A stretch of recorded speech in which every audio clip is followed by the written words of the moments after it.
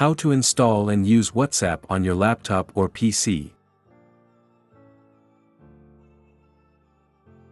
First, let's open Microsoft Store app from your computer.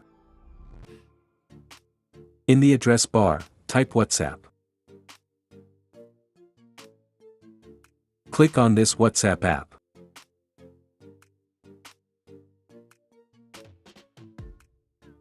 Click on Install.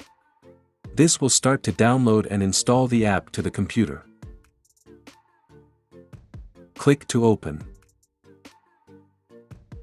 Here click on Get Started to continue.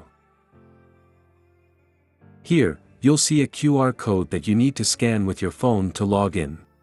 Once the QR code is scanned, your WhatsApp chats will appear on your laptop or PC. You can now send and receive messages, share files, and even make voice and video calls directly from your computer. Thanks for watching. If you found this tutorial helpful, please give it a thumbs up and don't forget to subscribe for more tech tips and tutorials.